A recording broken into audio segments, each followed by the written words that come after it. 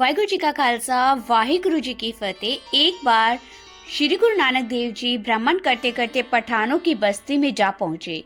गांव के बाहर एक हुजरा था। मर्दाने ने पूछा, हे महाराज, ये हुजरा यहाँ किसने बनवाया है? गुरु नानक देव जी ने कहा, हे मर्दाना, इसी गांव का एक पठान है, उसी ने ये हुजरा बनवाया है। वह इसी जगह आकर शाम की नमाज पढ़ता है और उसको यहाँ बड़े बड़े आलम लोग मसले सुनाते हैं, परंतु उसके मन में रंचक भी दया नहीं आती। दिन के समय वह नगरों को लूट लेता है। हम उसको मिलने के लिए इधर आए हैं, परंतु ऐसे पुरुषों को मिलना अच्छा नहीं होता, परंतु हमें तो दूसरों के कृतज्ञों जो पर दया आ जाती है। इतनी बात हो रही थी कि शाम हो गई। तब वह पठान बड़े अहंकार के अंदर आया हुआ इस हुजरे में आ गया। काजी मुल्ला ने उसके साथ थे। सभी ने नमाज के पश्चात मसले कहने आरंभ किए। तब यह पठान सुन सुन कर धन्य अल्लाह, धन्य अल्लाह, धन्य खुदा, इस किस्म के शब्द कहने लगा। गुरु नानक देव जी जो निकट ही बैठे थे उसकी ओर देखकर हंसने लगे। तब उस पठान ने कहा, हे फकीर, हम खुदा का नाम ले रहे हैं और तुम हंस रहे हो, यह हंसी गैर वाजब है। तब श्री गुरु नानक देव जी ने एक श्लोक उच्चारण किया। श्लोक महला पहला। हरना बाजा ती सिकंदारा इन पड़िया नाव, फादी लगी जात फहाइन अगे ना ही थाओ, सो पड़िया सो पंडित बीना जिन कमाना नाव, पहलो देजड़ अंदर जमे ऊपर होवे छाऊं, राजे से मुकंदम कुत्ते जाए जगायन बैठे सुते, चाकर नहिंदा पायन काओ, रत पीत कुत्ती हो चट जाहो, जिथे जिया होसी सार नक्की वडी लाइत बार।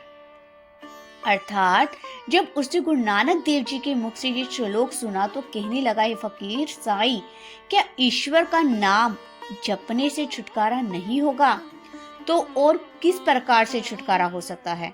गुरु नानक देव जी ने कहा, हे पठान, तू भूला हुआ है। यहाँ तो तू मसले ढूंढता और खुदा का नाम भी लेता है, तथा नगर में जाकर तू पूरा पूरा मक्कार बन जाता है तथा गरीबों का खून पीता है। इन फरेबी कर्मों के लिए परमात्मा तुझको दंड देगा और फरिश्ते तुमको नरकों में डाल देंगे। पठान ने कहा, साईं, मैं तो अपना लाभ देखकर खुदा का नाम लेता हूँ। फिर अंतर्यामी श्री गुरु नानक देव जी महाराज ने एक और शब्द उच्चारण किया। राग मलार श्लोक महला पहला। सो मण हस्ती सो कुड़ खावे, पंच से दाना खाई, डक्के फुक्के खेहे उड़ावे साह गया पछताई, अंधी फूक मुई दीवानी, खसम मिट्टी फिर पानी, अंधगूला चिड़ी का चुगन गैन गडी बिल्लाई, खसमे पावे होआ चंगी जे करे खुदाई खुदाई, सकता स्यु मारे सी मिरिया सब पीछे पैखाई, होए सताना कुरे न मावे साहे गये पछुताई। जब ये श्लोक गुरु नानक देव जी ने सुनाया तब पठान ने गुरु नानक देव जी के चरणों पर सिर रख दिया और कहा, हे महाराज, हमने जाना कि राज्य में आनंद है, परंतु अब जाना है कि राज्य के पश्चात नरक होगा। ये भारी दुख की बात है, पर अब हमारी सदगति कैसे होगी? ये सुनकर गुरु नानक देव जी महाराज ने एक परम श्लोक उच्चारण किया। श्लोक। राजमाल रूप जात जोबन पजे ठग, इन्नी ठगी जग ठगिया किने ना लखी लज, एना ठगन ठग से जे गुर की पैरी पाए, नानक कर्मा बाहरे होत केते छूटे जाए। अर्थात ये श्लोक सुनकर पठान श्री गुरु नानक देव जी के चरणों पर गिर गया और कहने लगा, साधु तो परमात्मा के प्यारे होते हैं, आप मेरा गुनाह माफ करो। हे महाराज, मैं तो आपकी शरण हूँ। गुरु नानक देव जी ने कहा, भाई, आज तुमको क्षमा की जाती है, परंतु आगे से कोई बुरा काम नहीं करना होगा, नेकी के मार्ग पर सदैव चलना होगा। तब वह पठान श्री गुरु नानक देव जी के दरबार में शिष्य हो गया। इस प्रकार उसका कल्याण करने के लिए तथा उसकी प्रार्थना को स्वीकार करते हुए गुरु नानक देव जी उसके घर में ठीक 9 मास व्यतीत करके उस पर अति प्रसन्न होकर उसे अब भी दान दिया। अब गुरु नानक देव जी ने कहा कि आप लोग जो कुछ मांगना चाहो मांग लो।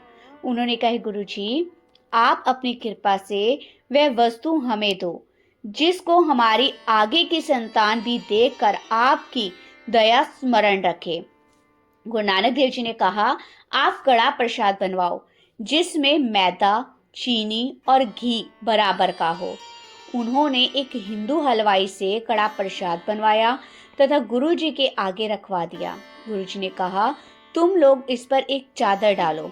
जब चादर डाली गई तब गुरु नानक देव जी ने कहा, तुम बैठकर वाहिगुरु वाहिगुरु का जाप करो।